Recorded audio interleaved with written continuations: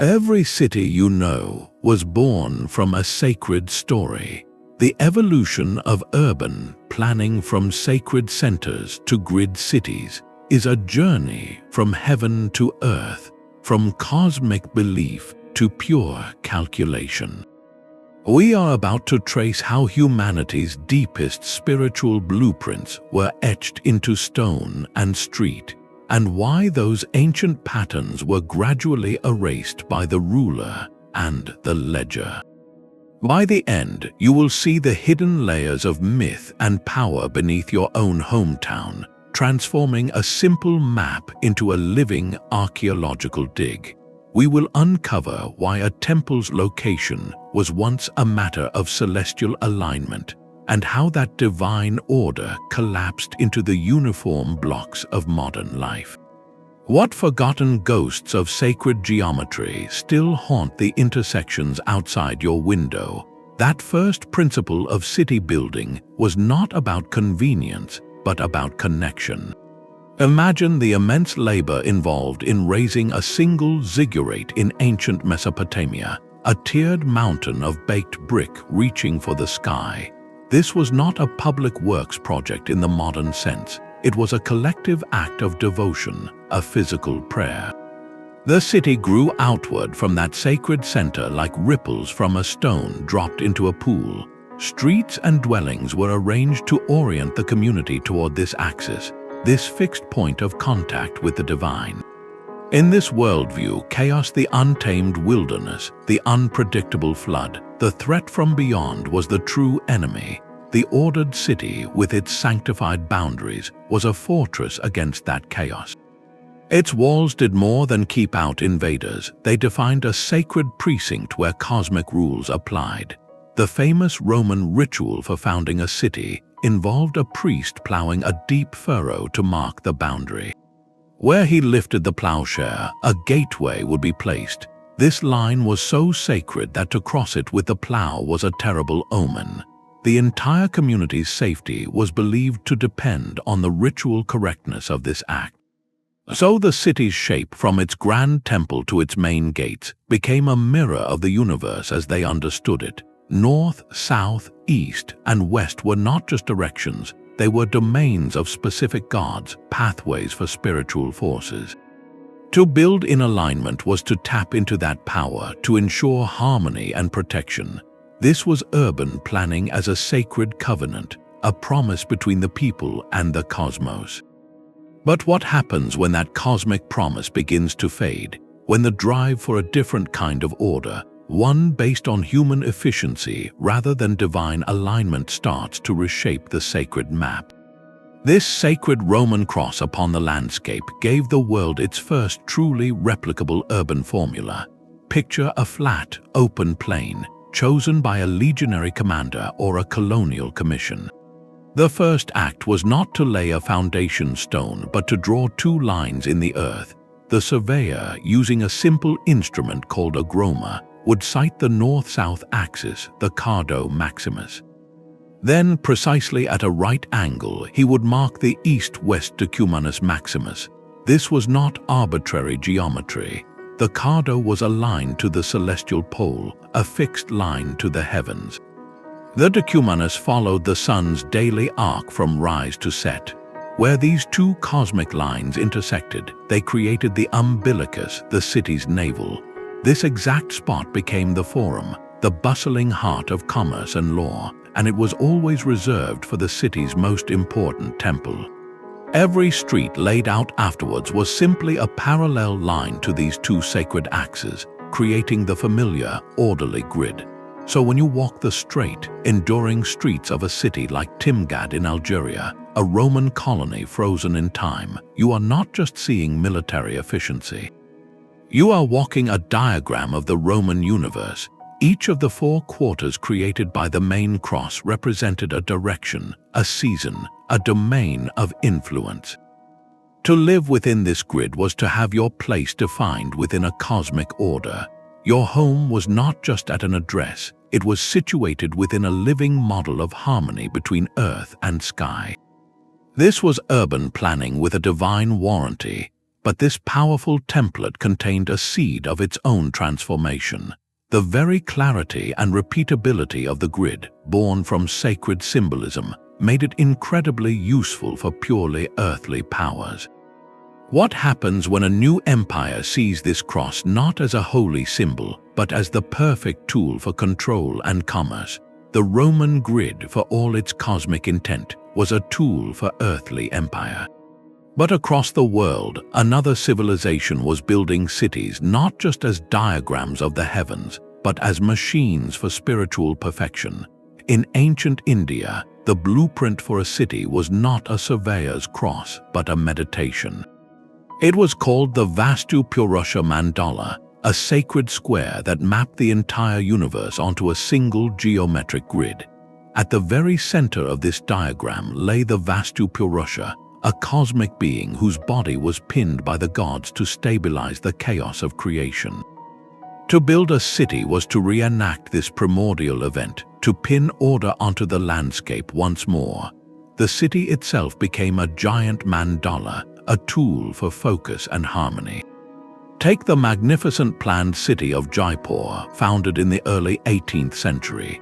Its famous pink walls enclose a precise geometric grid, but this order served a purpose far beyond easy navigation. The city was divided into 9 large squares, a direct reflection of the classic mandala pattern. The central square was the most potent zone, the seat of cosmic energy, and it was reserved for the royal palace and the main temple. The surrounding squares were allocated for specific functions and dedicated to different deities, governing aspects like commerce, learning, and community life. Every street, every gate, and even the orientation of individual homes were calculated according to sacred texts.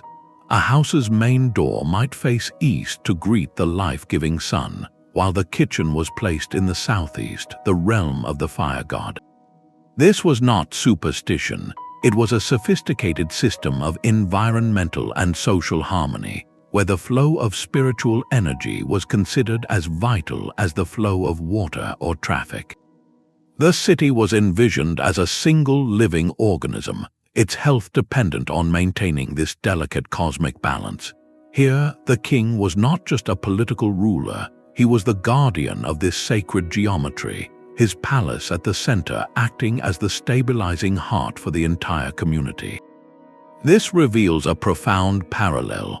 Whether facing the Roman sun or meditating on the Indian mandala, ancient planners shared a universal conviction.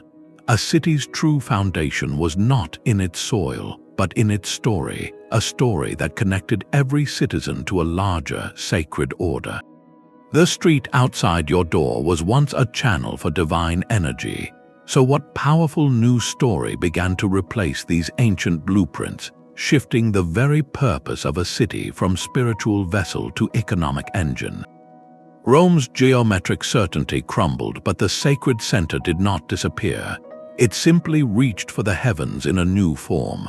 The medieval city abandoned the rational grid for a labyrinth of winding lanes, a tangle that seems to modern eyes like pure chaos.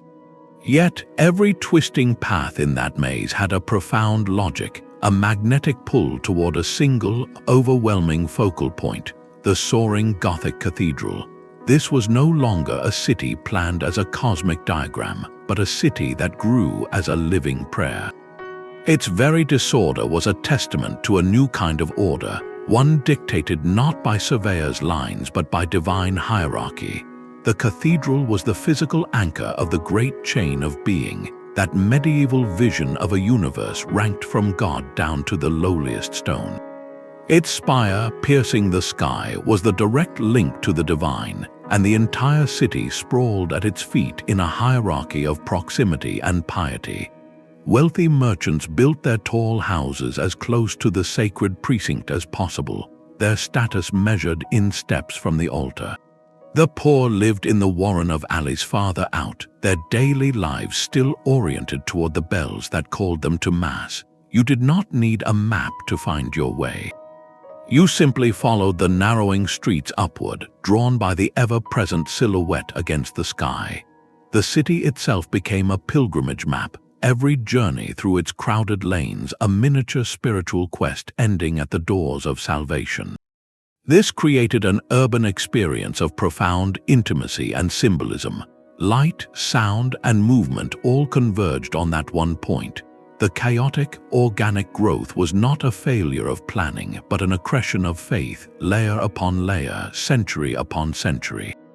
The sacred was no longer evenly distributed across a grid, but concentrated in a single, dazzling pinnacle that organized everything around it. This theocratic landscape, for all its seeming messiness, held a powerful, cohesive vision.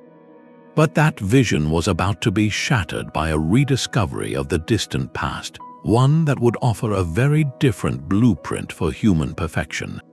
The medieval cathedral's shadow began to recede, not from a loss of faith, but from a rediscovery of light. The Renaissance did not just paint masterpieces, it drafted a new blueprint for human life itself.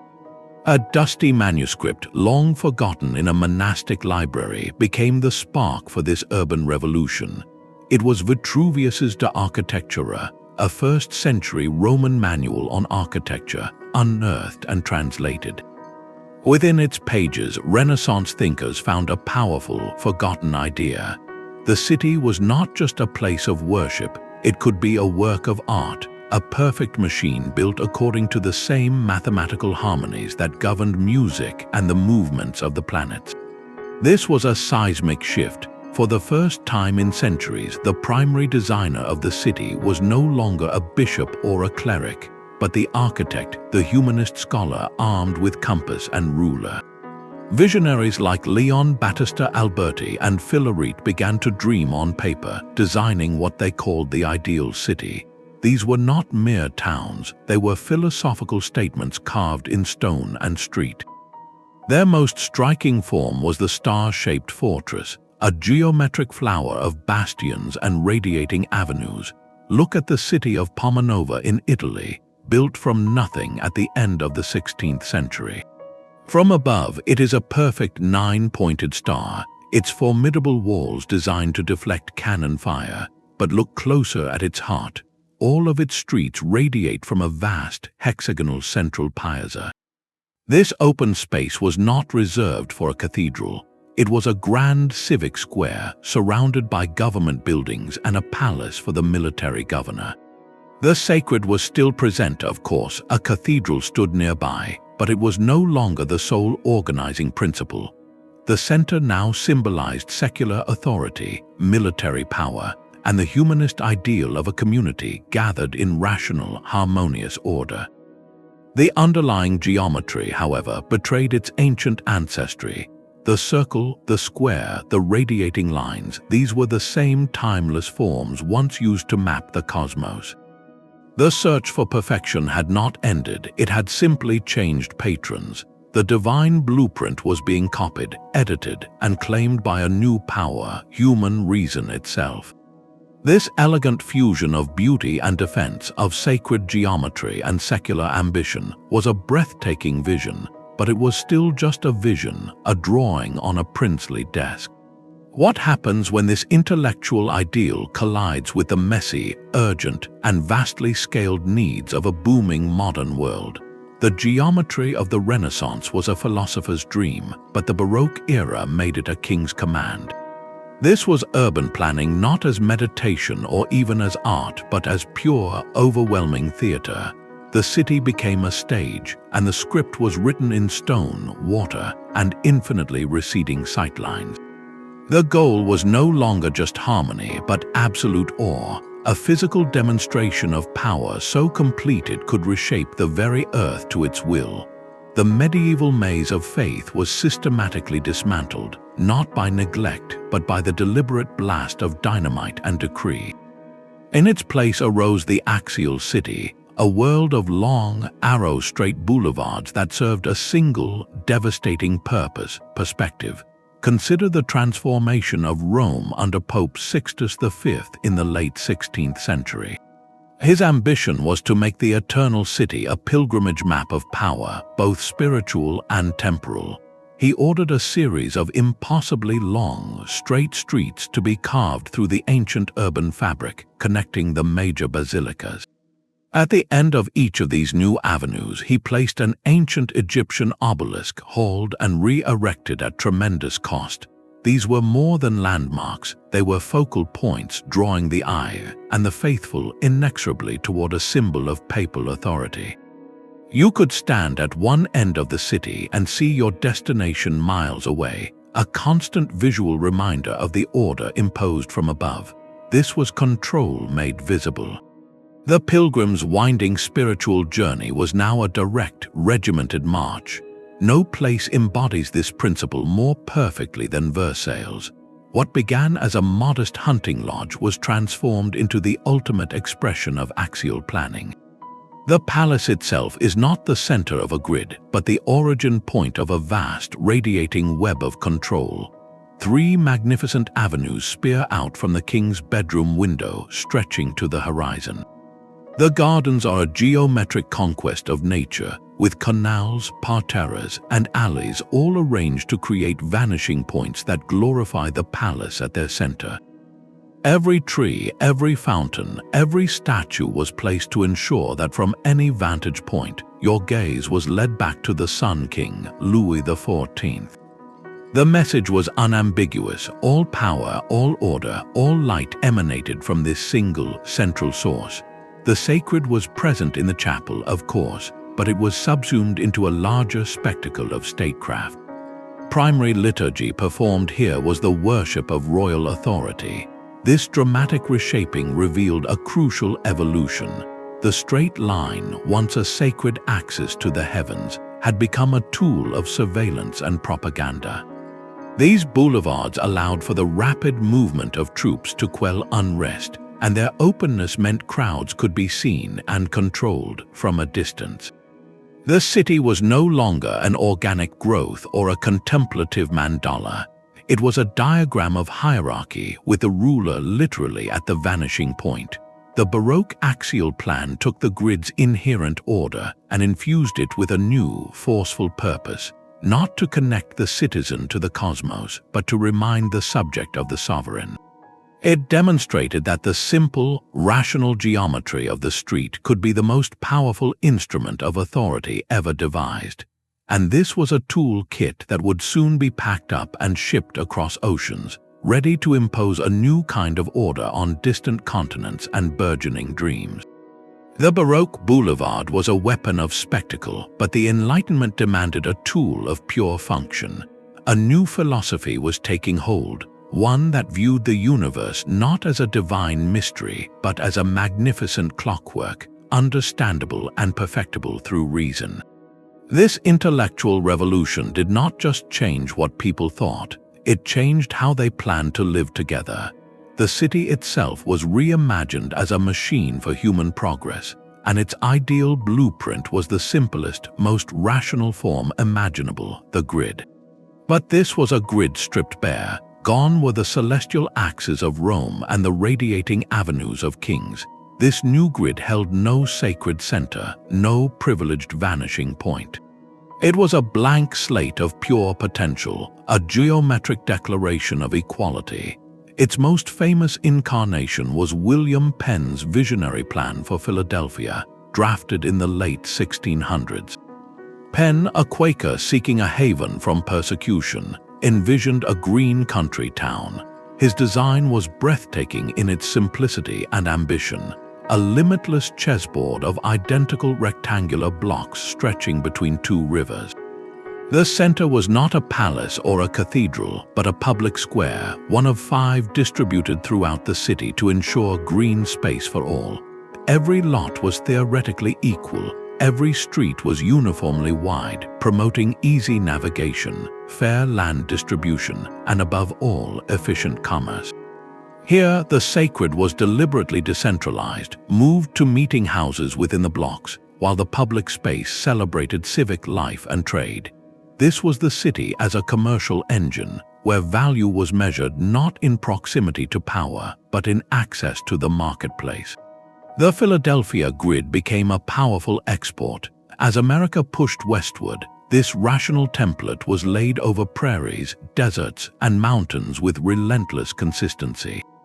From the original plan of New York to the instant cities of the gold rush like San Francisco, the endless grid was the physical manifestation of a new belief system.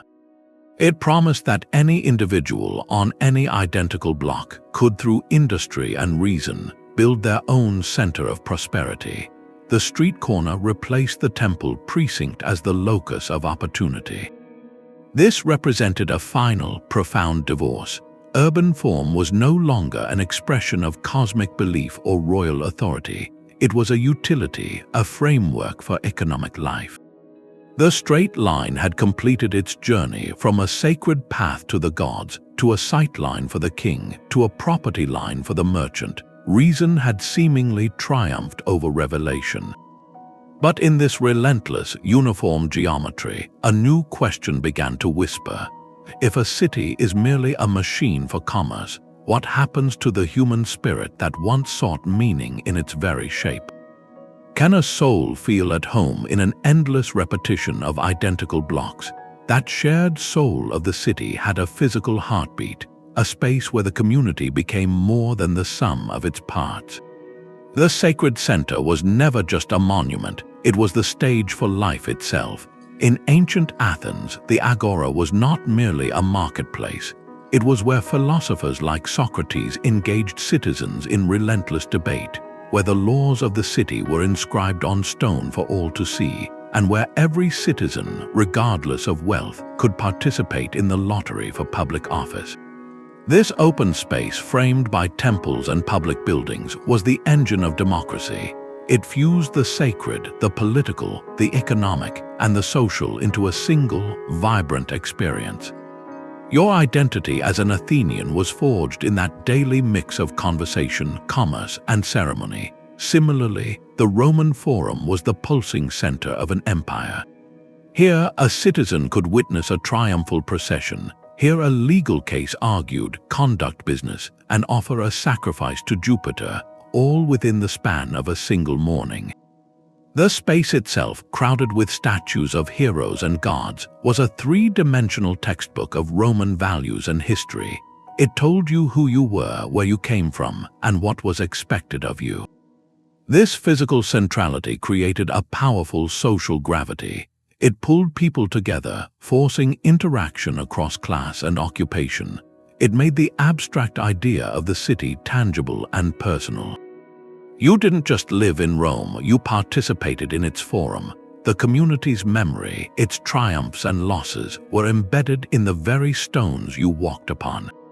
This function reached its zenith in the medieval cathedral square. On a regular day, it might host a bustling market, with farmers and merchants under the watchful gaze of stone saints. On a feast day, that same space would transform for a religious procession, a mystery play, or a public announcement from the bishop. The square was a theater of belonging, where the spiritual and the mundane constantly intertwined. The cathedral's bells didn't just call people to prayer. They marked the hours of labor, signaled emergencies, and rhythmically united the entire population in a shared daily cadence. This is what we mean by social glue. The sacred center provided a common reference point, a place where collective joy, grief, debate, and celebration could be publicly performed and shared. It tied individual lives into a larger story, a narrative that gave personal struggle and success a communal meaning. You were part of something that predated you and would outlast you, and you felt that connection in the crowded, noisy, sacred heart of your city. The transition to the rational grid quietly dismantled this ancient social technology. When a city is planned as an endless repetition of identical blocks, where is its heart? The grand civic squares of the Enlightenment, like those in Philadelphia, were a noble attempt, but they were often just one of many, deliberately decentralized. And in the sprawling modern metropolis, public space is frequently privatized, commercialized, or simply passed through on the way to somewhere else.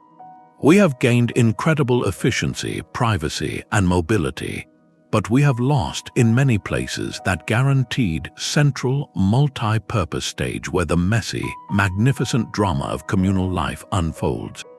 We must ask, in our pursuit of rational order, did we inadvertently design a loneliness into our cities? Can a collection of efficient addresses ever truly become a community with a shared soul? This profound contrast between communal heart and rational grid finds its ultimate expression far to the east. While Western planners were sketching ideal cities on paper, Beijing stood for centuries as a living, breathing monument to cosmic order. The Forbidden City is not merely a palace complex, it is the physical anchor of an entire civilization's worldview, the perfected sacred center. Its design is a masterclass in symbolic power, a meticulously coded landscape where every measurement and material carries a weight of meaning. The entire capital was conceived as a mirror of the heavens, arranged along a single, unbreakable north-south axis. This central line was considered the spine of the world, a channel of celestial energy. At its exact midpoint sat the emperor's throne within the Hall of Supreme Harmony, the literal and spiritual center of the universe. From this fixed point, order radiated outward in perfect geometric progression. The succession of gates, bridges, courtyards, and halls one passes through to reach the throne was not just about security, it was a ritual journey. Each space represented a step closer to the cosmic source, filtering the mundane world away. The architecture itself spoke a silent language. Yellow roof tiles, a color reserved for the emperor, symbolized the center of the earth. The numbers of columns, the tiers of terraces, even the mythical creatures lining the rooftops, all followed codes from Confucian and Taoist philosophy, balancing earthly authority with natural harmony. This was urban planning as a total system of belief. The city's walls, temples, and major avenues were all aligned to this sacred axis, creating a hierarchical map where one's place in society was reflected in one's proximity to the central line. For centuries, this rigid geometry sustained a vast and complex empire, its stability seemingly guaranteed by its alignment with the cosmos. The Forbidden City whispers a truth that the open grids of Philadelphia could not, that when a city's form is inseparable from a sacred story, it creates an order so profound it feels eternal. Yet this very perfection raises a haunting question. What happens when the emperor, that human axis of the world, is gone, and the sacred story he embodied falls silent? Does the perfect geometric order he left behind become a magnificent shell, a silent monument to a vanished heaven? The perfect geometry of Beijing was a world away from the unfolding horror of Manchester. The 19th century did not politely ask cities to evolve. It shattered them with the force of a new god, the machine. Industrialization arrived not as a blueprint, but as a deluge, pouring hundreds of thousands of people into urban centers that were utterly unprepared. The sacred axis and the rational grid were both helpless against this tidal wave of human need. Ancient organic towns with their winding medieval lanes became choked, sunless warrens. The newer grid cities, like New York's Lower East Side, saw their orderly blocks packed with teeming tenements, their uniform streets becoming open sewers. This was a new kind of urban form, one born from sheer, desperate expediency. It had no center, sacred or civic, only a relentless, grinding periphery of factory smokestacks and worker housing. The city was no longer a reflection of cosmos or commerce, but a byproduct of the steam engine, and this new form had a terrible cost. In the absence of clean water, sanitation, or sunlight, disease became the true architect of these districts. Cholera, typhoid, and tuberculosis swept through the overcrowded slums with a democracy more brutal than any ancient philosophy. In London, a single neighborhood like Soho could see hundreds of lives lost in a matter of weeks during an outbreak, the illness following the invisible map of a contaminated water pump. The social unrest was just as virulent. The very efficiency of the factory system, when applied to human habitation, created a powder keg of misery and anger. Cities like Manchester, the shock city of the age, were monuments to productive power by day and landscapes of profound hardship by night. The crisis was total.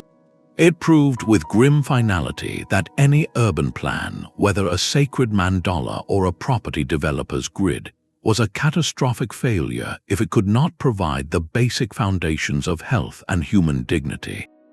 The old models, for all their symbolic power, were broken. This created a vacuum, a desperate need for a completely new philosophy. The question was no longer how to align a city with the heavens or facilitate trade, but how to save it from itself. Out of this smoke-choked chaos, a new generation of visionaries would emerge, armed with statistics, maps, and a revolutionary belief that the city could and must be healed. They would look back to ancient ideals of light, air, and community, and forward to new technologies of steel and rail, attempting a synthesis never before imagined, a blueprint for salvation written in parks, pipes, and wide, clean streets. Paris was choking on its own past. The medieval heart of the city, a dense tangle of narrow alleys, had become a deadly liability. Disease spread unchecked in the sunless courtyards, and the twisting lanes were perfect barricades for revolutionaries, as the uprisings of 1848 had brutally shown. The response was not a gentle reform, but a radical surgery, and the surgeon was Baron Georges Eugene Haussmann. Under the mandate of Emperor Napoleon III, Haussmann took the Baroque tool of the Grand Boulevard and repurposed it for the modern age. He did not merely add streets, he carved entirely new landscapes through the ancient urban fabric. With relentless efficiency, he sliced wide, straight arteries like the Boulevard de Sebastopol through the crowded neighborhoods, connecting railway stations, markets, and barracks. This was axial planning stripped of its divine pretension and weaponized for control. The new boulevards, lined with uniform, elegant apartment blocks, served three ruthless purposes. First, they allowed for the rapid deployment of troops and cannons to quell any future insurrection. No more barricades could hold in these vast, open spaces. Second, they brought light and air into the city, and beneath them, Haussmann installed a revolutionary network of sewers and fresh water pipes, attacking the miasmatic conditions that bred illness.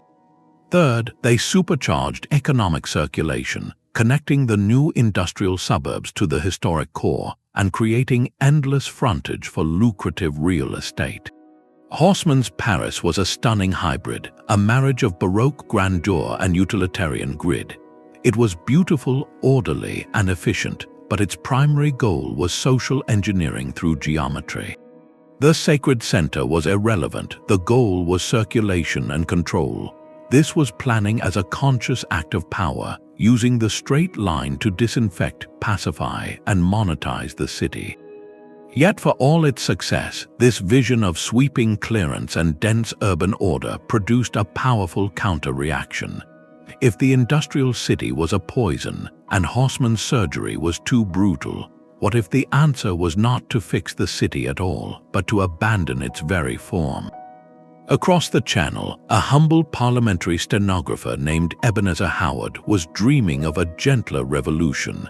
Horrified by the squalor of London and the dehumanizing scale of cities like Paris, Howard proposed not reform but a complete reinvention. He called it the Garden City. His vision, published in 1898 in a book titled Tomorrow, A Peaceful Path to Real Reform, was a diagram of breathtaking simplicity and hope. He imagined self-contained communities of around 30,000 people, each surrounded by a permanent agricultural greenbelt. At the center would be a civic garden ringed by public buildings, a town hall, library, theater, and hospital. Radiating out from this core would be wide, tree-lined avenues separating distinct zones for housing, industry, and shopping. The entire city would be owned by the community, with rents funding public services. Howard's plan was a conscious fusion, blending the social benefits of the town with the health and beauty of the countryside. It was a direct rejection of the dense grid and the sprawling industrial metropolis. Its radial layout echoed ancient sacred forms, but its purpose was secular and socialist, focused on sunlight, community, and collective well-being. The first realizations, Letchworth and Welland Garden City in England, became living experiments. Here, the street was no longer a traffic corridor or a property line, but a space for life, curving gently past homes with gardens, all within walking distance of work and parks. Howard's ideology was holistic, viewing the city as an organism that needed balance to thrive. He shifted the fundamental goal of urban design from representing cosmic order or facilitating commerce to actively crafting human health and happiness. Both Haussmann and Howard, in their radically different ways, moved urban planning decisively away from any notion of a sacred center. One used geometry to control and cleanse the existing city, the other used it to escape the city entirely. They shared a new, modern faith, the belief that through rational, comprehensive design, humanity could engineer its way out of the chaos it had created. They replaced the temple and the palace with the sewer main and the green belt as the new sources of urban salvation. But this very faith in total planning would soon face its own reckoning, as the 20th century unleashed forces of growth and mobility that no diagram, no matter how thoughtful, could possibly contain. The clean lines of the Garden City promised a humane escape, but another version of the grid was being deployed for a far different purpose: to conquer. When European empires expanded across the globe, they carried with them a potent ideological weapon, the geometric street plan. This was not the speculative grid of Philadelphia, born from ideals of equality. This was the imposed grid, a physical declaration of foreign authority.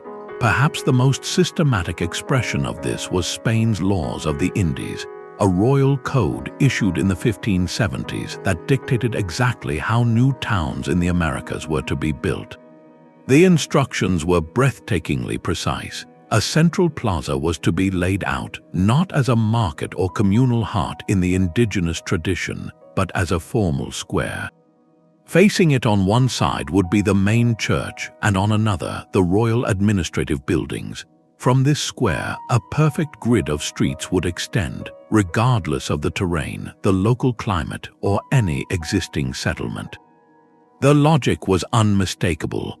The plaza was a stage for colonial power, where the symbols of spiritual and temporal authority stood side by side, governing a rational geometric order that citizens were meant to inhabit. Existing sacred sites, community gathering places, or the organic pathways of indigenous towns were simply erased, overwritten by this new, foreign diagram. The grid here functioned as a tool of cultural amnesia, systematically dismantling the spatial memory of a people and replacing it with a map of subjugation. It made the territory legible and controllable to the distant crown, simplifying taxation, census, and the rapid deployment of soldiers down straight, wide streets. Centuries later, the British Empire would employ a similar, though grander, tactic in India. When the decision was made to move the colonial capital from Calcutta to Delhi in the early 20th century, the result was not an adaptation to the existing ancient city. It was an entirely new construction, New Delhi, designed by architects Edwin Lutyens and Herbert Baker. Its vast, sweeping boulevards and imposing government complexes were laid out in a grand, low-density geometric plan, a stark contrast to the dense, intricate lanes of Old Delhi. The new city's central axis, Kingsway, led directly to the Viceroy's house, an immense palace that visually dominated the landscape. This geometric order served a dual purpose. It created a sanitary, administratively efficient enclave for the ruling class, separate from the native population.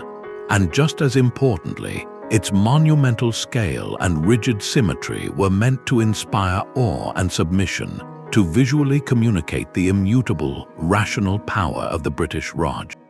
In both cases, the grid and the axial plan were stripped of any local meaning. They were not born from the land or its stories, they were stamped upon it.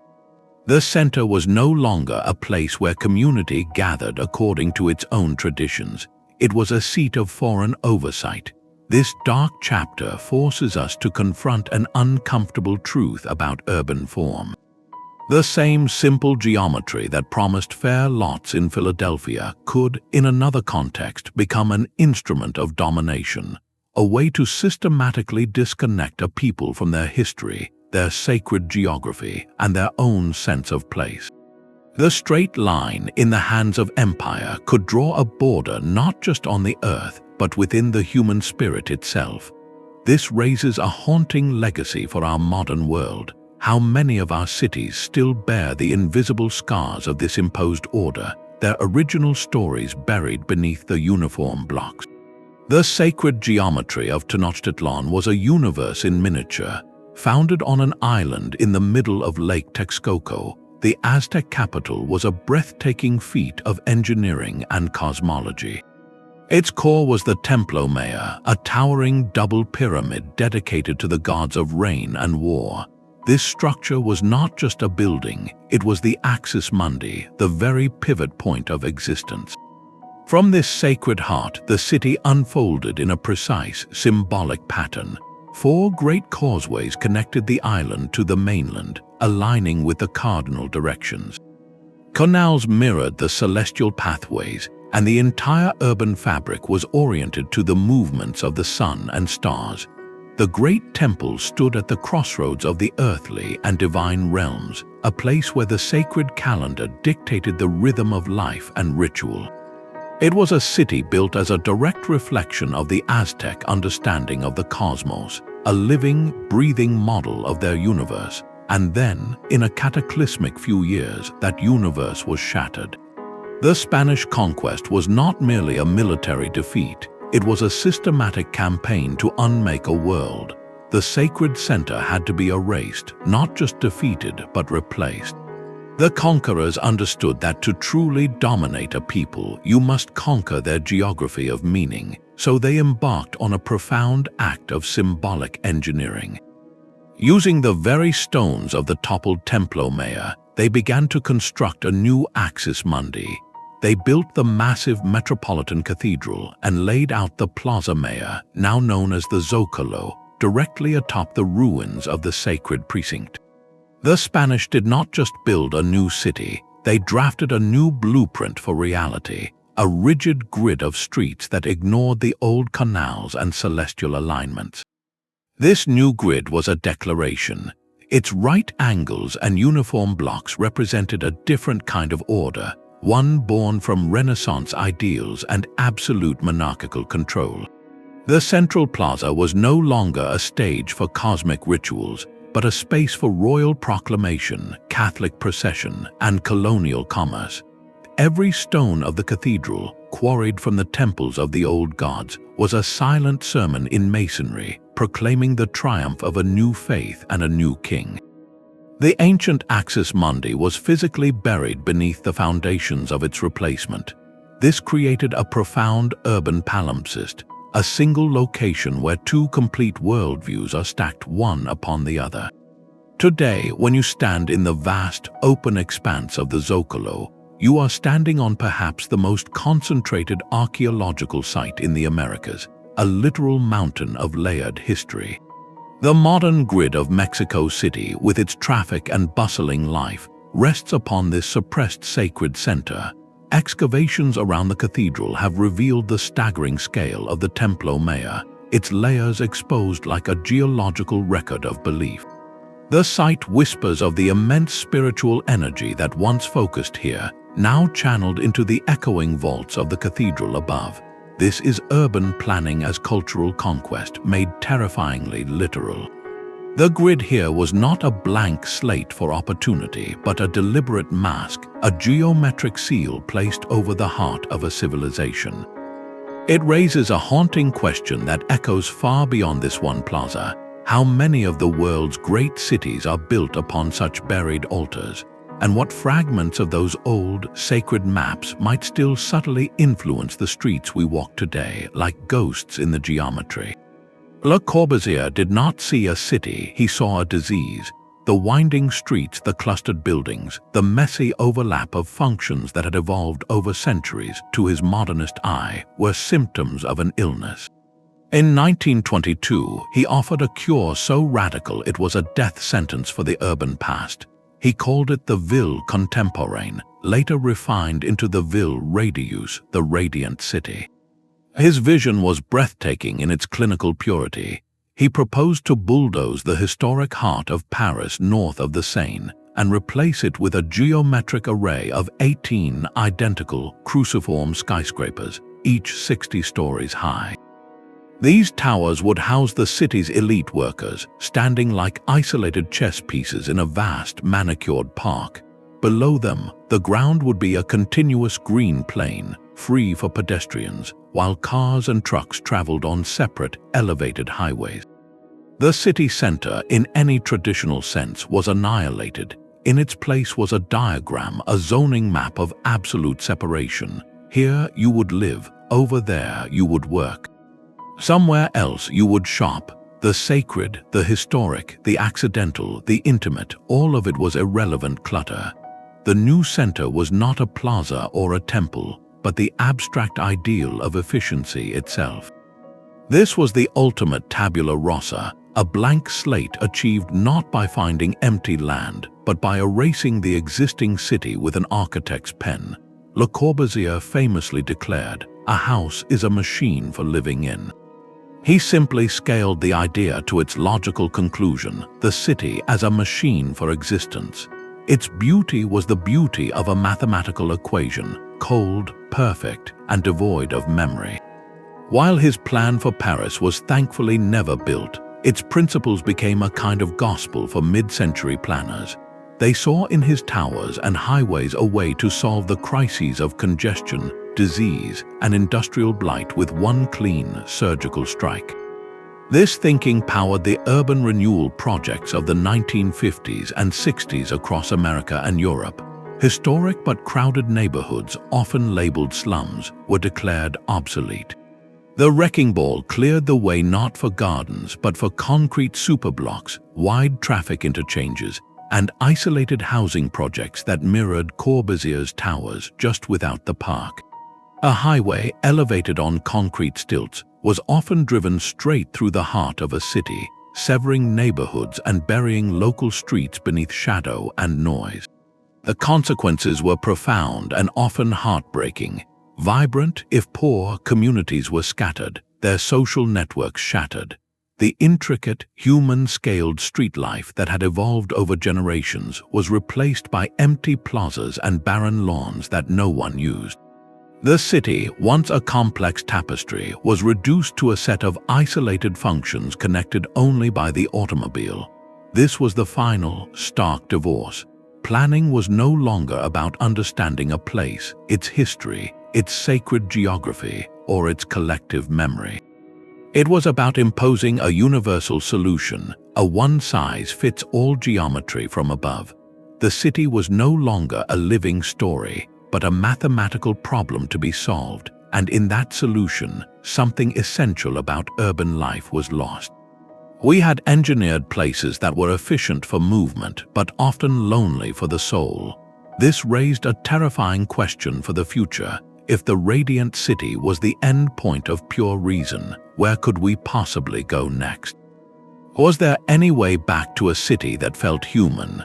The sterile geometry of the radiant city felt like a declaration of war on human experience itself. And from the crowded, vibrant sidewalks of Greenwich Village, a revolution was brewing, armed not with blueprints, but with a simple, powerful observation. Jane Jacobs looked at the lifeless housing projects and sweeping highways and saw a catastrophic error. In her groundbreaking 1961 book, The Death and Life of Great American Cities, she did not propose a new grand theory. Instead, she championed the intricate, messy ballet of the ordinary street. She argued that the real genius of a city lay in the very things modernists sought to eliminate: dense, mixed-use neighborhoods where homes sat above shops and small businesses. Short blocks that created frequent corners, encouraging exploration and chance encounters. Aged buildings with varied rents that could nurture fledgling artists, immigrant families, and quirky shops that give a neighborhood its character. Most of all, she celebrated the bustling sidewalk, a space of continuous, informal surveillance she called eyes on the street, where the mere presence of people going about their daily lives created a natural, organic safety more effective than any police patrol. For Jacobs, this was not chaos. This was a complex, self-regulating social order, more sophisticated than any top-down plan could ever engineer. It was an order born from below, from use and adaptation, not imposed from above with a ruler.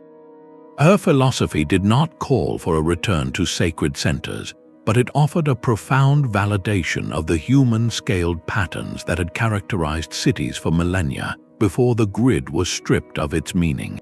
She reminded the world that a city's primary function is not efficient movement, but fostering contact and exchange between people.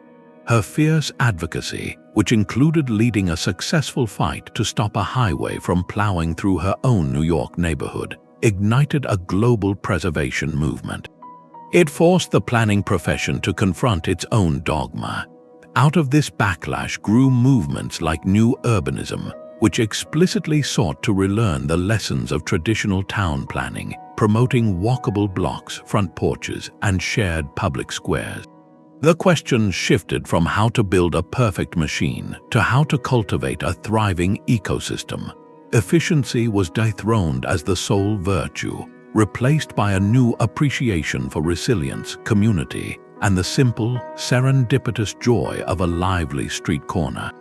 Yet, if Jacobs taught us to love the intimate, organic neighborhood, a new force was already at work, one that would challenge the very idea of a city's physical center altogether, promising a world where community could exist entirely beyond the constraints of any street, grid, or sacred axis.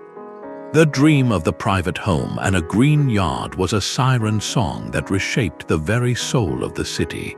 In the booming prosperity after the Second World War, a powerful new technology made that dream attainable for millions, the affordable automobile.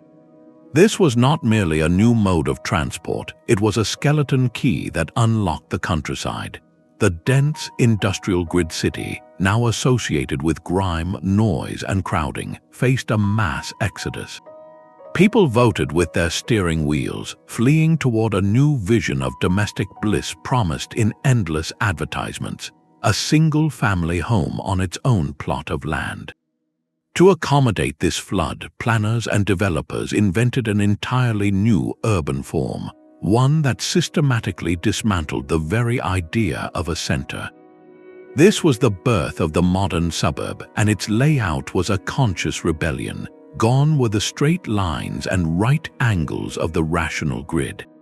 In their place, a new poetry of curves and cul-de-sacs emerged.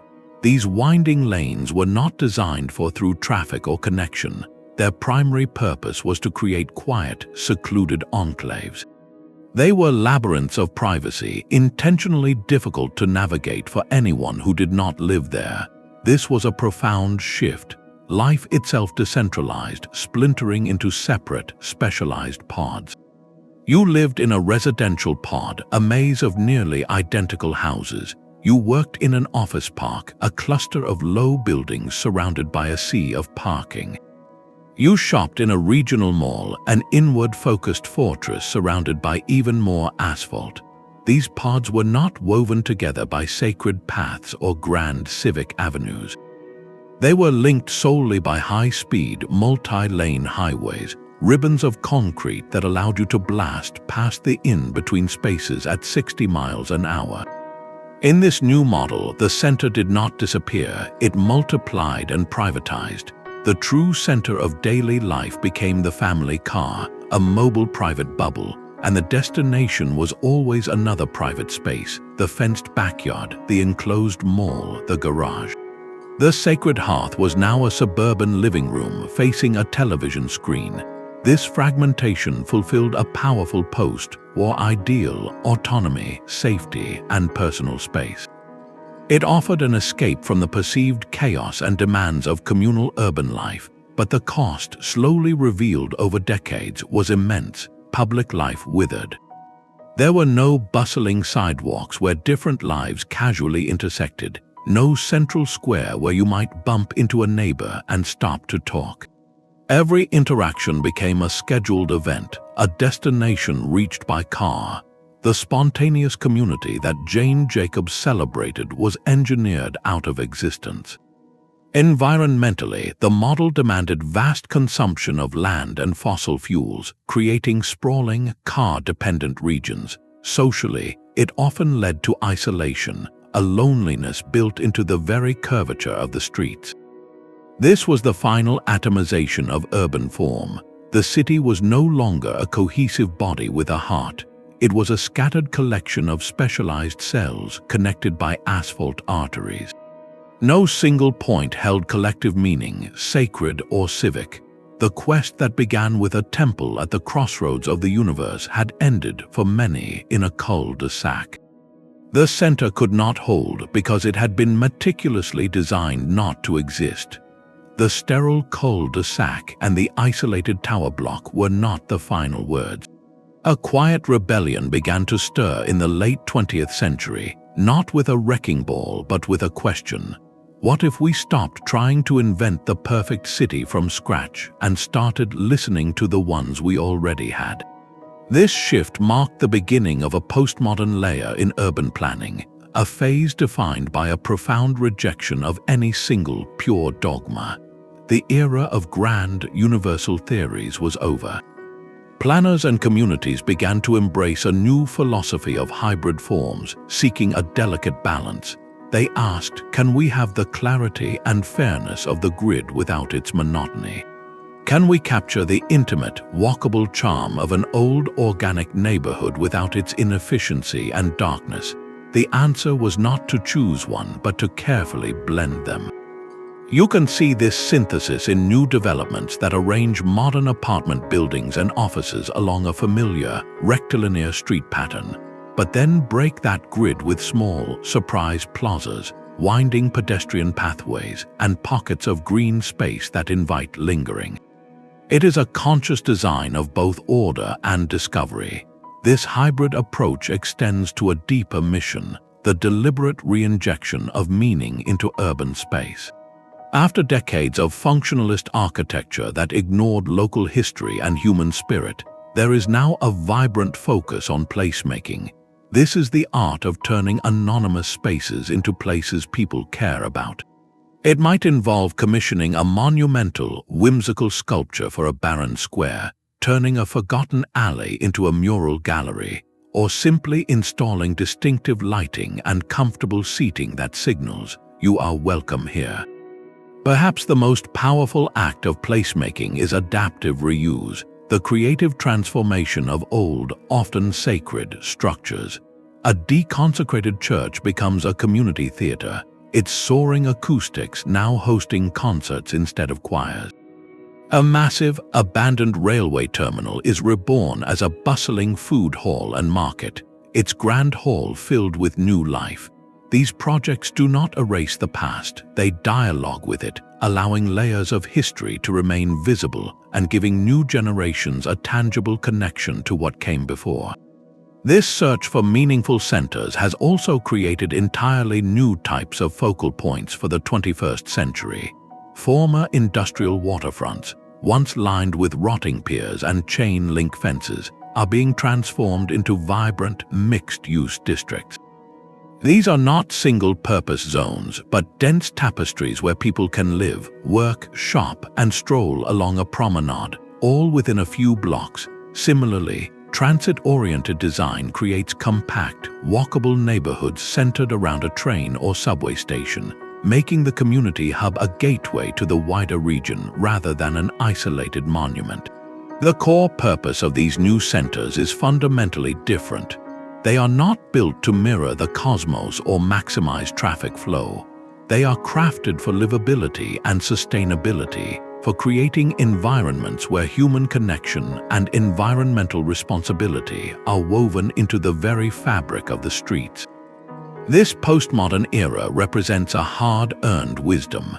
It acknowledges the profound failures of both the rigid sacred blueprint, which could not adapt to change, and the sterile modern grid, which forgot the human soul.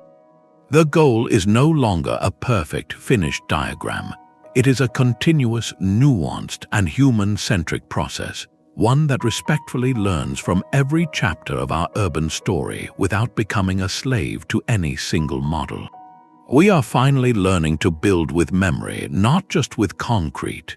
But if the postmodern city is a tapestry of many small centers, one audacious experiment tried to create a single, perfect, and utterly new one from nothing.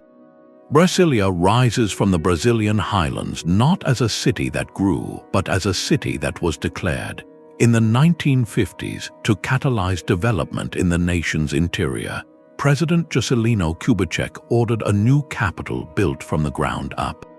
Architects Lucio Costa and Oscar Niemeyer were given a blank slate, and they filled it with a breathtaking modernist vision. This was to be a city free from the colonial past, a pure expression of a forward-looking Brazil. Its master plan, when seen from above, is unmistakably symbolic, shaped like an airplane or perhaps a bow and arrow aimed at the future. Every element was designed with intention, a complete break from the organic clutter of older cities like Rio de Janeiro. Here, function was meticulously zoned with specific sectors for hotels, banking, and residences, all connected by sweeping highways. It was the radiant city, finally built in full. Yet for all its secular, rationalist dogma, Brasilia reveals a startling secret. The human need for a sacred center had not been eliminated. It had simply been transferred. The city's spine is the monumental axis, an expanse of asphalt and grass so vast it feels less like a street and more like an abstract plain. This is not a bustling boulevard for people, it is a ceremonial platform for the state. Flanking it are the stark, dramatic government buildings designed by Niemeyer, their curves of white concrete defying gravity. At one end sits the National Congress, its twin towers flanked by a dome and a bowl, symbols of deliberation and law. At the other end, the Metropolitan Cathedral seems to blossom from the earth with its crown of thorns made of glass. This axis forms a new kind of sacred precinct, but the deity being worshipped is progress, and the high priests are the institutions of government. The scale is deliberately overwhelming, designed to inspire awe for a national project rather than a divine one. The residential superblocks, while innovative, often feel isolated, and the planned absence of street corners and casual shops meant the spontaneous human ballet Jane Jacobs loved was engineered out of existence. Brasilia stands as a magnificent, haunting paradox. It is a city that achieved a perfect modernist form, yet in doing so, it proved that even the most secular age cannot escape the ancient impulse. We still crave an axis, a focal point, a symbol that tells us where we are and what we believe in. The sacred center did not vanish, it just put on a suit of concrete and glass and called itself the future. And that future, for all its grandeur, left us with a critical question: can a city designed as a perfect symbol ever truly become a home for the imperfect human heart? The concrete monuments of Brasilia may be the last great attempt to build a singular, physical center for the modern age. Our new Axis Mundi is not made of stone or steel, but of invisible code. A profound transformation is underway, a quiet layering of an entirely new dimension onto the ancient streets. The digital realm is becoming our primary gathering place, our new forum and agora. Our centers are no longer plazas or cathedrals, but social media platforms, cloud-based work hubs, and sprawling digital marketplaces. This is the great dematerialization of the sacred center. Why commute to a crowded downtown office when your team collaborates across continents in a shared virtual workspace? Why meet in a public square when your community exists in a constantly updating feed of messages and images? This shift challenges the most fundamental assumption of urban history, the necessity of physical centrality for a society to function and cohere. The logical endpoint of this trend could be a further, final dispersal, a world where the physical city becomes a mere utility grid, a network of pipes and roads servicing isolated individuals glowing behind screens.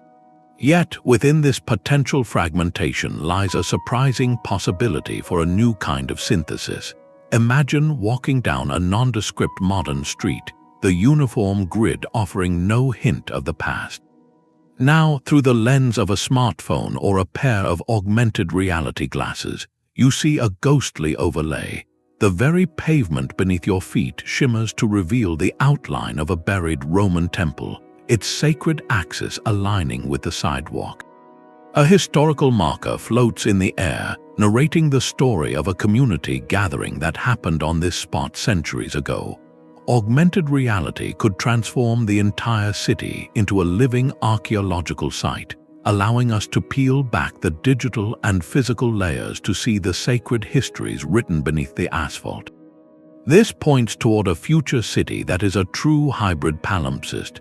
The physical grid remains a necessary substrate for our bodies and our infrastructure. But upon it flows a fluid, invisible layer of digital meaning, connection, and narrative. Community is no longer bound by spatial logic. It can form around shared interests that transcend neighborhood boundaries, creating powerful new networks of support and activism that are both global and intensely local. The city of tomorrow may not have one center but countless ephemeral ones, flickering into existence for a video call, a gaming session, or a localized digital memorial, then dissolving back into the network. This digital layer does not erase the physical city. It gives it a new voice, a new memory, and perhaps a new soul. Brasilia's concrete axis worshipped progress, but a far older power is demanding our attention once more. Climate crisis is not just an environmental challenge, it is forcing a complete reimagining of what a city is for. Out of this urgency, a new paradigm is emerging, one that looks not to the heavens or to geometry, but to the living world itself for its blueprint. This is ecological urbanism, and its guiding principle is biomimicry, the art of learning from nature's designs. After centuries of seeing the land as something to be conquered, cleared, and gridded, planners are now asking a revolutionary question: what if a city could function like a forest? Imagine a metropolis that doesn't just have parks, but is a park, a living system woven into the urban fabric. This vision replaces impermeable asphalt with surfaces that breathe, allowing rainwater to seep into the earth, replenishing aquifers instead of overwhelming sewers. It replaces sterile monoculture lawns with green corridors, ribbons of native plants that serve as highways for pollinators and cool the air for residents. It envisions closed-loop systems where a building's wastewater is treated and reused on-site, and where energy flows from renewable sources integrated into the very architecture.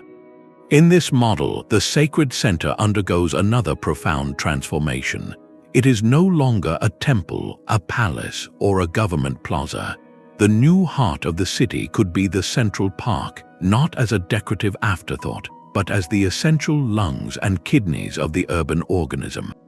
It could be the restored riverfront, where a concrete channelized waterway is set free to meander again, creating habitats and public spaces that celebrate its natural flow. It could be the urban forest, a dense canopy that becomes the community's primary gathering place and its most vital infrastructure for clean air and mental well-being. This represents a philosophical shift of monumental scale. For millennia, from the Roman grid to Haussmann's boulevards, urban planning was an act of imposing human order upon a passive landscape.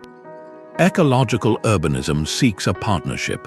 It is an attempt to integrate with nature's order, to align our cities not with abstract celestial charts, but with the non-negotiable laws of biology, hydrology, and climate. Sustainability and resilience become the highest virtues, the new sacred principles that guide every decision. This doesn't mean a return to chaos, but towards a different kind of complexity, one that is organic, adaptive, and deeply rooted in its specific place. A city in a desert will look and function fundamentally different from a city in a rainforest, because its design will emerge from a dialogue with that unique local environment. In this way, ecological urbanism echoes the ancient, place-specific wisdom of sacred plans like the Indian Vastu Purusha Mandala, which also sought harmony with local energies and elements. The goal is no longer to build a monument that stands against nature, but to cultivate a habitat that thrives within it. This asks us to see the city not as a machine, but as a garden, one we must tend with humility and foresight. It suggests that our next great urban story might not be written in stone or code, but in the growth rings of trees planted along our streets and the clean flow of water through our restored urban streams. Your own city holds a map of this entire story waiting to be read. You do not need a degree in archaeology to see it, just a willingness to look down at the ground beneath your feet with new eyes. Think of your downtown, your main streets, your neighborhoods as pages in a historical manuscript, where each era has written over the last but never completely erased it. The first step is to find the oldest map of your area you can access, often available through a local historical society or digital library online. Place it side by side with a modern street map. The comparison is where the magic begins. Your first mission is to locate the original core, the seed from which everything grew. In many European cities, this will be a cathedral or a major church, its spire once the tallest structure for miles. In the Americas, it might be a central plaza or a fortified garrison. In an older Asian city, it could be a temple complex or a palace grounds. This point is your anchor, your axis mundi. Now trace the streets outward from that core. Do they spiral out in a tangle of narrow lanes like the growth rings of a tree? That is the organic medieval city, growing slowly over centuries according to footpaths and property lines. Or do they snap into a sudden, rigid grid of right angles? That is the hand of a later planner, perhaps a colonial administrator or a land speculator, imposing a new rational order over the landscape. Look carefully for the scars and the surgeries. Can you spot a grand, impossibly straight boulevard that seems to slice through those older, crooked streets like a razor? That is almost certainly the mark of a Baroque vision or a Haussmann-style renovation, a project from an era that valued spectacle, control, and the movement of crowds or armies over the existing organic fabric. These avenues are statements of power frozen in asphalt. Next, identify the zones of pure, repetitive geometry, vast areas of uniform blocks that stretch toward the horizon, often found near old industrial centers or in the westward expansion of a continent. Speak of the commercial grid. This is land divided for sale, for efficiency, for maximum economic yield, with little thought for topography or community. Then shift your gaze to the city's edges. You will likely find the gentle, curving lines of 20th century suburbs, with their cul-de-sacs and looping drives, a deliberate rejection of the grid in favor of privacy and a pastoral ideal. Each of these patterns is a layer in your city's palimpsest, a physical manifestation of the ideas we have traced, from sacred belief to royal authority, from commercial calculation to the dream of a private haven. By learning to read this living document, you accomplish something remarkable. You transform your daily commute, your weekend walk, into a journey through time. That odd jog in the road is not a mistake. It might be the outline of a long-vanished river or a property boundary from the 1700s. That unusually wide street was likely designed for ceremonial processions. This practice turns the city from a mere backdrop of your life into an active participant, filled with stories. you begin to understand that the forces which shaped your environment, the sacred, the royal, the commercial, and the reformist, are not abstract historical concepts. They are etched into the very layout of your world, influencing how you move, where you meet, and even how you feel in a space. The city's bones are talking. The question is, are you ready to listen and to hear the deeper story of the place you call home? This knowledge is more than an academic exercise, it is a civic toolkit. Understanding why your city looks the way it does transforms you from a passive resident into an informed guardian of its future. When a new development proposal appears in your local paper, or a plan to widen a road is announced, you now possess the historical lens to see beyond the renderings. You can move past simple questions of traffic or property values and ask the deeper, structural ones that define the character of a place for generations. Does this design create a meaningful public center, or does it simply add more anonymous, privatized space? Will it prioritize the free flow of cars over the safe, pleasant movement of people on foot? Most importantly, does it respect the historical and ecological layers of the site? Or does it treat the land as a blank slate ready for another generic formula? Your advocacy can champion a synthesis of the best ideas from our entire urban journey. Push for a central, accessible public plaza, not as a decorative afterthought, but as the true heart of the new neighborhood, a space designed for spontaneous gathering, for markets, for protest, and for play, much like the ancient forum. Insist on a walkable, fine-grained street grid with short blocks and human-scaled buildings that bring eyes to the sidewalk, creating the natural security and community that Jane Jacobs documented. Demand the integration of green infrastructure from the very start, where rain gardens, green roofs, and tree canopies are not amenities but essential utilities, weaving the principles of ecological urbanism into the fabric of every block. The goal is not a nostalgic return to some idealized past. It is a conscious, forward-looking effort to blend the connective clarity and fairness of the rational grid with the social warmth and identity of a true center, all built upon a foundation of environmental resilience.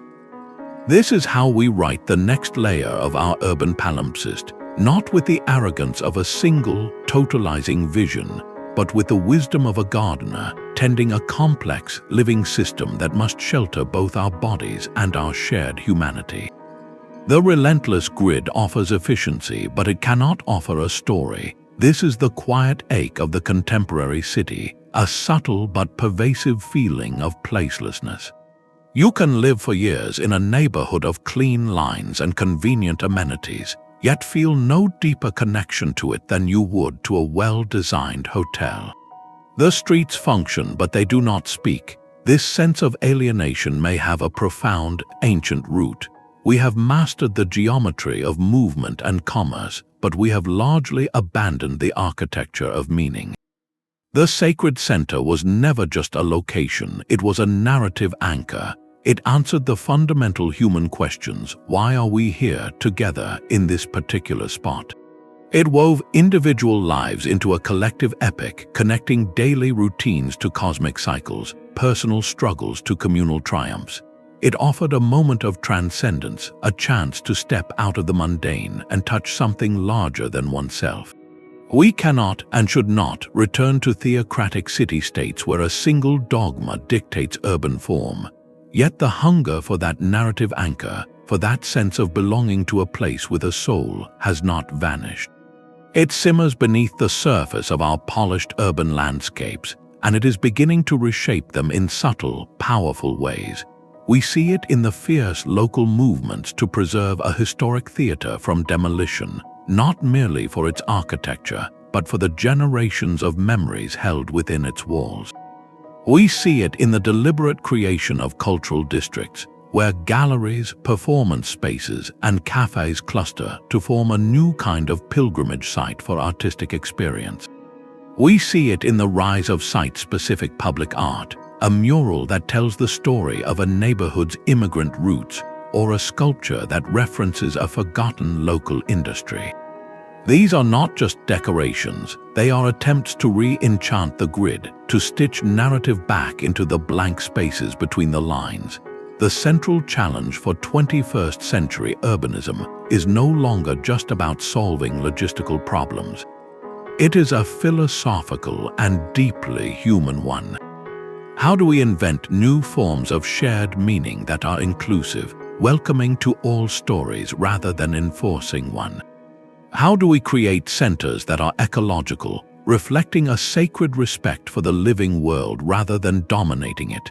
And how do we design places that are spiritually nourishing, that lift the human spirit without falling into any form of dogma or exclusion? The answer lies not in building new temples, but in cultivating soulful spaces. A soulful space might be a bustling food market housed in a repurposed factory, where the aroma of spices and the din of conversation create a secular communion. It could be a contemplative pocket park built around a single, ancient tree that survived the city's growth, a living monument to resilience. It might be a pedestrian bridge designed with such beauty and grace that the simple act of crossing it becomes a small, daily ceremony. These are the new anchors. They may not point to the heavens, but they point to us, to our shared humanity, our history, and our hope for a future where our cities are not just machines for living, but homes for the human spirit. The city's deepest patterns are not erased, they are merely translated. Our journey reveals a truth far more complex than simple replacement. It is a constant process of layering, where each new urban model writes over the last without fully erasing its imprint. The sacred center has not vanished, it has transformed, finding new vessels for our ancient need to gather and belong.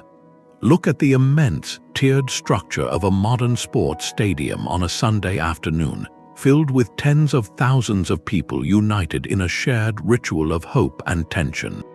It is a direct descendant of the amphitheater and the temple precinct, a designated space for collective emotional release and identity. The hushed, darkened space of a concert hall, where an audience experiences a wave of sound together, serves a similar function, creating a temporary community bound by a single, powerful focus. Even the sprawling shopping mall, with its central atrium and food court, attempts to function as a secular town square, a climate-controlled agora for consumption and casual congregation. These are our new pilgrimage sites, our centers of secular worship.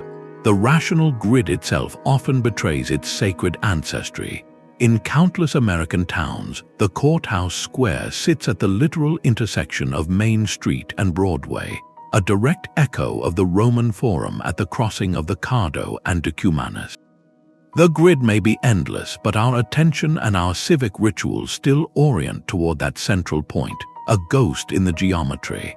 Our language preserves this spatial psychology.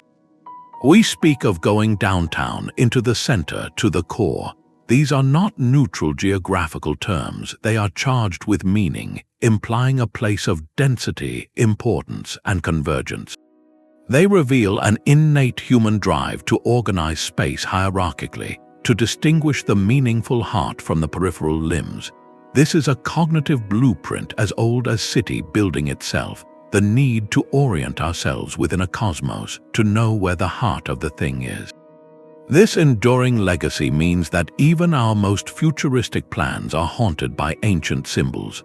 A city designed around a central park or a monumental city hall is still employing the logic of the axis mundi, just with a different icon at its peak. The radiating avenues of a traffic circle, for all their automotive logic, unconsciously mimic the sacred diagrams of old. The impulse is hardwired. We cannot plan without creating centers, because we cannot experience space without seeking meaning within it. The sacred geometry is buried, but it is not dead. It whispers in the curves of a pedestrian promenade designed to draw the eye toward a waterfront vista, and it shouts in the overwhelming scale of a government district meant to inspire awe. Every time we designate a landmark, preserve a historic building, or build a new public plaza, we are participating in this age-old process. We are deciding, consciously or not, what story this place will tell, what values it will enshrine in its layout, and where its people will find their shared heart. The asphalt and steel are merely the latest parchment, and we are all still writing the same eternal story upon it. Our urban story is a map of the human spirit itself. We began at sacred crossroads where temples anchored the heavens to the earth, and we arrived at sprawling intersections governed by traffic lights and property values. This is not merely a shift in street patterns, but a profound evolution in what we believe a city is for. Our priorities migrated from the cosmic to the royal, from the royal to the civic, and finally, from the civic to the commercial. Each layer of this history is still with us, a ghost in the sidewalk, a whisper in the grid. The medieval lane still curves beneath the modern boulevard, and the Roman cardo often still dictates the main street downtown. We live within a magnificent, complex palimpsest, a city of many cities stacked in time. Yet, for all our logistical triumphs, a quiet question lingers in our efficient plazas and our quiet cul-de-sacs. In designing for perfect function, did we forget to design for the human heart? The future of our cities does not demand we choose between the sacred circle and the rational square. The challenge is a synthesis, a weaving together of clarity and soul. We can have intelligently organized streets that also tell a story, green spaces that function as ecological engines and also as communal hearths, and neighborhoods that are both walkable and wondrous. This next chapter asks for planners and citizens alike to become authors of meaning, to build places that offer not just an address, but a sense of belonging. It invites us to look at the blank spaces on the map not as voids to be filled with more of the same, but as opportunities to create new kinds of centers for connection, reflection, and shared life. The blueprint is no longer handed down from the stars or the state. It is drawn from our collective hopes for community, resilience, and beauty. How will you read the hidden layers of your own city, and what story will you help write upon its next blank page?